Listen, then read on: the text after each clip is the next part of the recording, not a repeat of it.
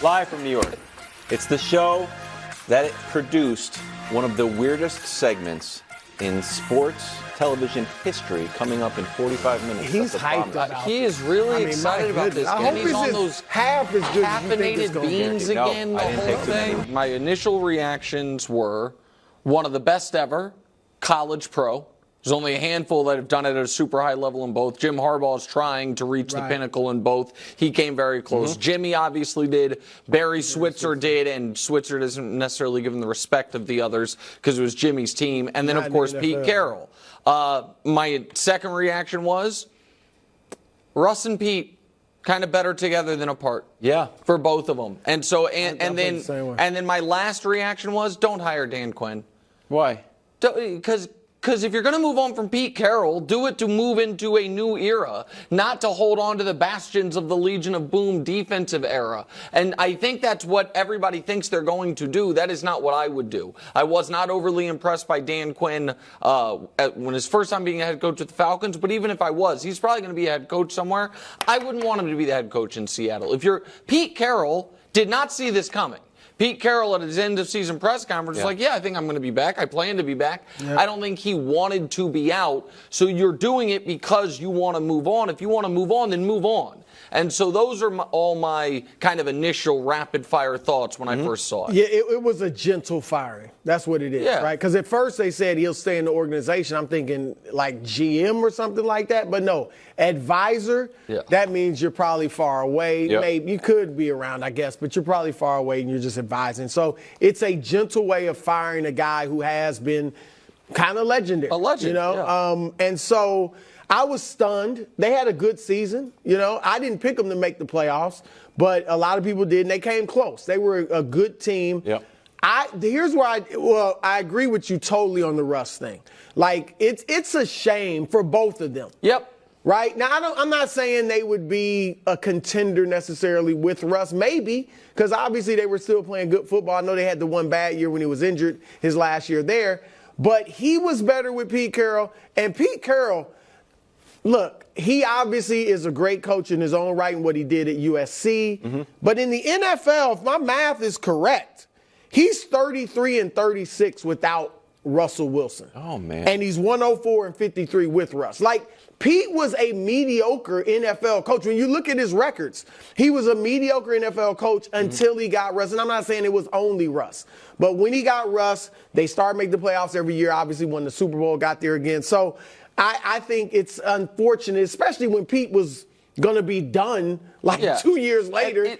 And Russ looks like he's not quite done. I mean, just the flip side, to be fair to that, is we could also do the same thing. Here's Russell Wilson with Pete Carroll and without, which is why, I do think for both of them, it did feel like, Russ wanted it to be over and wanted to move on, but it does feel like they maybe were best off together. And I thought Pete Carroll did a really good job last year. Actually, a great job last year with that Seahawks team that people thought was going to be a bottom 5 team in the league, getting them to the playoffs. And they, this year, were alive to make the postseason with 2 minutes left in the final game of the year. And then I'm talking about even going into Sunday, the final game, they just needed Green Bay to lose, and Green Bay didn't. I do like Dan Quinn there, though. Okay. That team, look, they've never had, only great quarterback they've ever had is Russell Wilson. All right, and they've always had good running games for the most part. Sean Alexander, Marshawn Lynch. Now they got some good running backs. And defense. So Quinn, obviously, I think would strengthen their defense. So I kind of like Quinn in that spot. Just quickly, if you were to put an offensive coach in there, who do you want? Oh, I think that, listen, I'd certainly call Jim Harbaugh and be like, hey, you had that fun little feud with Pete Carroll back with USC Stanford days. Do you want to replace him? Shane Waldron, I think, will get calls. Ben Johnson will get calls by everybody. Like, I just wouldn't want to try to just kind of do a reunion tour of the good old days. I would try to fully turn the page. Gotcha. Okay, as long as you didn't say Vrabel, I'm good. No, he's not an offensive coach. Chiefs, Dolphins. What's at stake for Kansas City this postseason? Greatest 5-year stretch in NFL history, and it's not arguable. They win the Super Bowl, it's the greatest 5-year stretch in the history of the league. Right now, the 5-year stretch they just completed, Mahomes' first year as a starter through last year, is outside of the top 5 best, in a half decades, because the Steelers had 2 in the 70s, kind of overlapping, where they won 3 in 5 years. The Pats' first run, the Cowboys in the 90s. Those are the best ones that are not the very best. The very best is the New England Patriots from 14 to 18. Won 3 Super Bowls, went to 4, were great every single year. Here's right now, this moment, how the past 5 years for the Chiefs measure up to that 5-year run by the Patriots. You'll see the regular season stuff, identical. Postseason losses, identical. You can look at it. If they win the Super Bowl, show it to us what it will look like. Well, same division titles, same conference championship appearances, same Super Bowl appearance, same Super Bowl wins, better playoff win-loss, better regular season win-loss. And that's right now the gold standard. That's right now the best 5-year run ever. So we can argue, Brew, about whether or not they're going to do it, whether it's realistic. But if they do it, it is inarguable. It's the best 5-year run ever. And what starts becoming arguable is, well, given what everyone has said about the Chiefs' offense this year and the receivers and all of this, does this right there, that moment, put Mahomes in the GOAT conversation?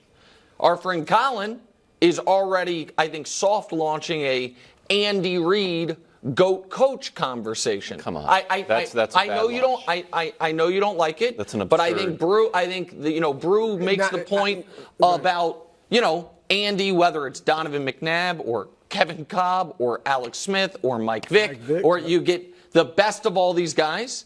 And Belichick, if there's such a thing as legacy going backwards, it certainly had its reverse, horns on for the last couple of years. I'm not saying I would go there, but it will be out there. But the Chiefs having the best 5-year run ever will be definitive if they can finish the deal this year. Look, I don't disagree with a lot of what you said. I'm glad you took that positive route. All right, and that's fine. If they lose, they're not even a dynasty. All right, I think there's clearly, it's 5 definitive dynasties in modern NFL history, going back to the 60s. They've all got at least 3 Super Bowl wins, and they all went back to back.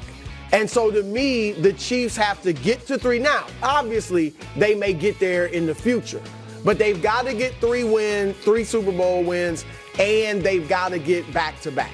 So if they don't do that, I think kind of the dynasty thing, for at least right now, is out the window. For Mahomes, I will not say this, even though I think he's the best quarterback I've ever seen.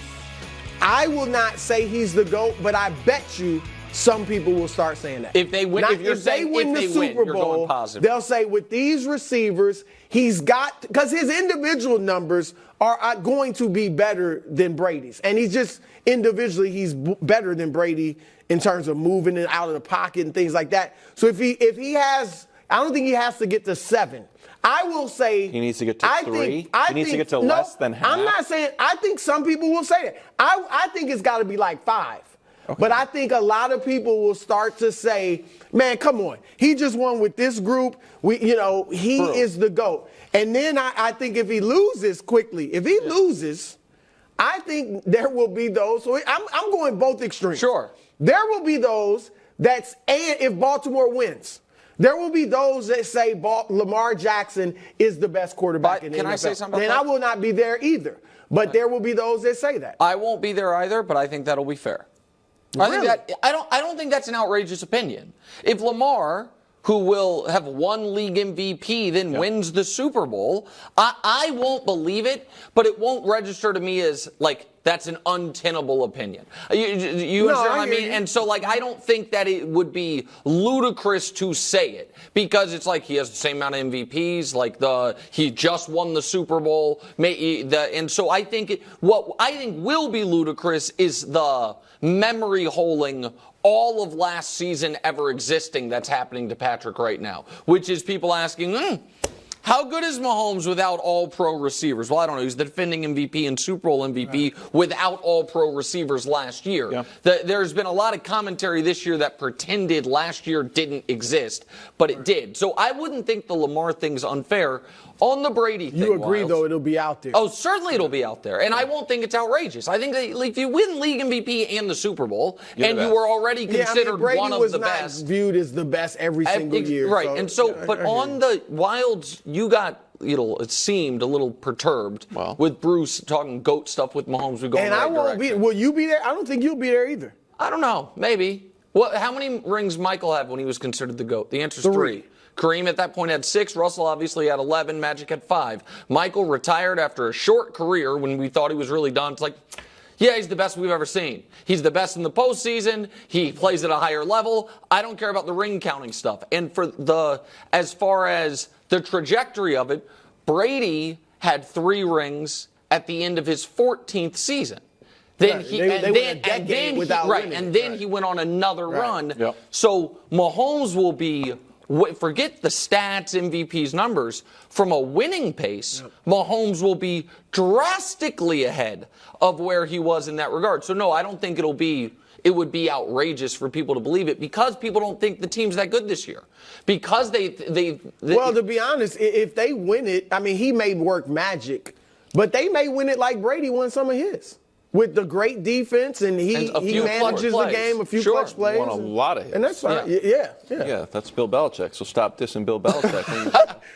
Well, just saying. Belichick is legendary. But he hadn't done anything without Tom Brady. The weather will be cold, and the Chiefs' odds to win the Super Bowl actually colder. Currently the 5th best odds to win the title.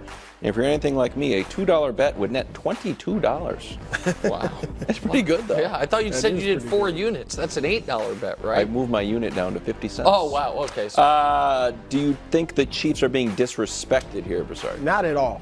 Not in the least bit. They're 5-5 over their last 10 games. And I'm going to pull a Nick Wright.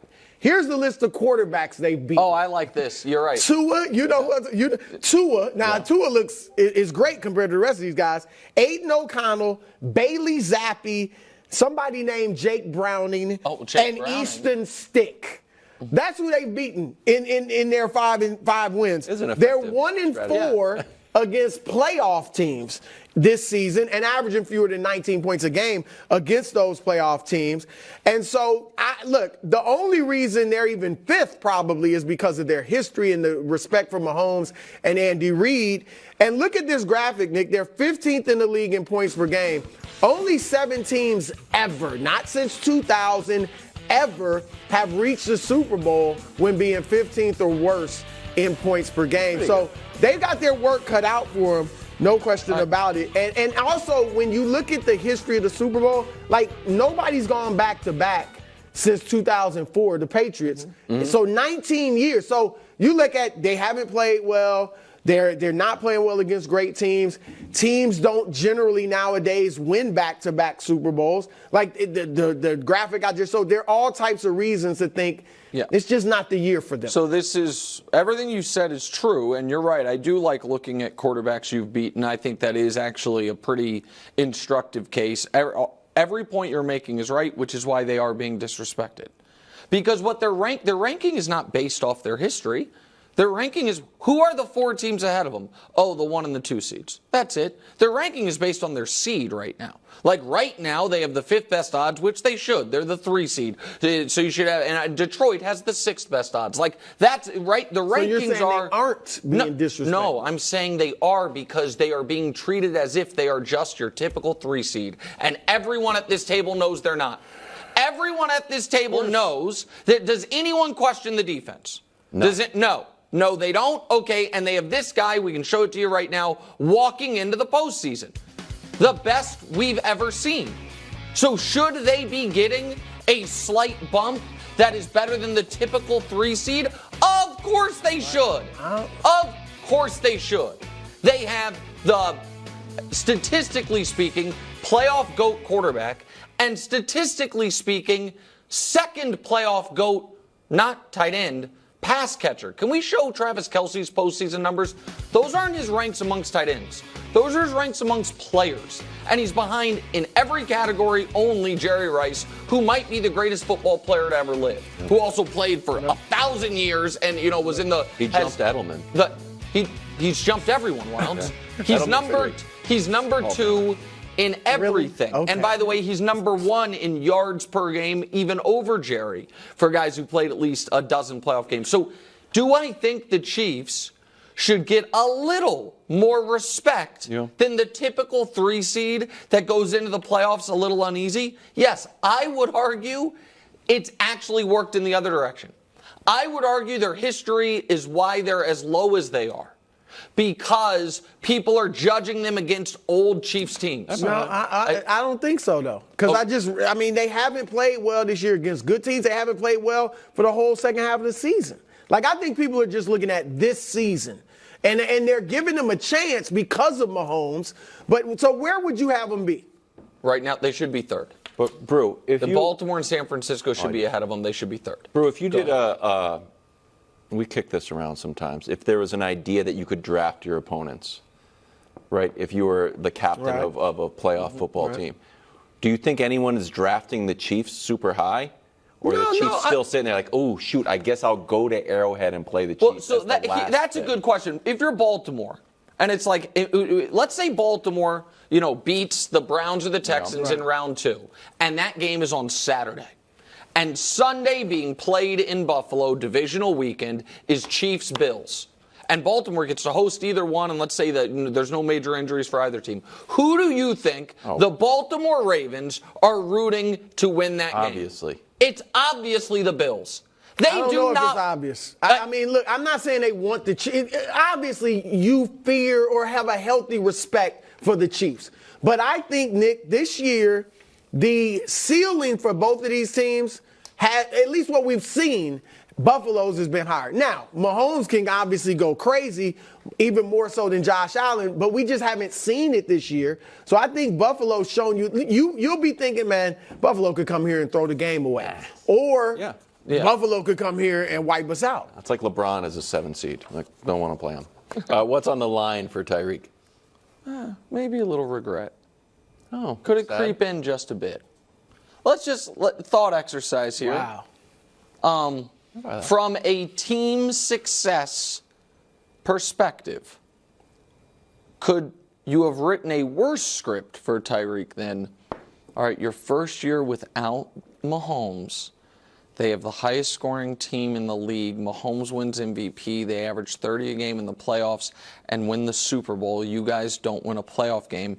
And your second year without Mahomes, you go to his building and he beats you. Like, is there, I understand he got his money and his yards. I would argue he was going to have good money and good stats if he stayed in Kansas City.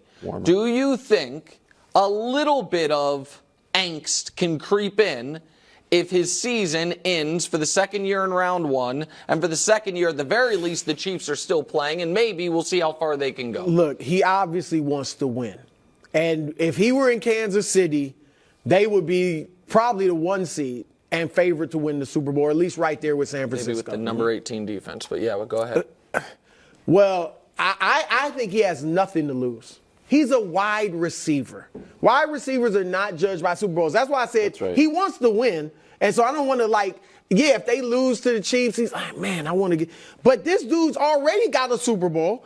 And Terrell Owens, Randy Moss didn't even win it with Tom Brady. All right, Larry Fitzgerald, Calvin Johnson. You're right. But Calvin Johnson, none of those guys have even won 1 Super Bowl ring. Yep. Tyreek's won 1. And Nick, this is why I completely disagree with the regret thing.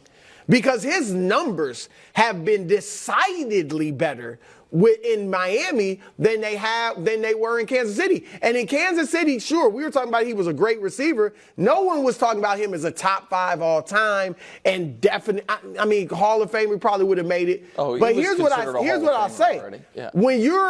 I think Super Bowl rings for receivers matter when you're really good, but you might not be like a superlatively great receiver. Edelman, and I'm not taking a shot at all. Edelman was his legacy is he was a great playoff performer. And I don't think he'll get into the Hall of Fame. Yeah. I know you think he is. I don't think he is. But my favorite player growing up, Lynn Swann, in the Hall of Fame because of what he did in the Super Bowls, because his numbers in the regular season weren't there. So I think Tyreek, he got more money. He's actually getting more individual glory and love than he did in Kansas City. And he still got a Super Bowl ring. So you can't even say he wasn't a winner. All right, we got to go. Final thoughts? No, it's fine. Thanks for watching. Subscribe here to get more from the show and to check out clips from other shows on FS1.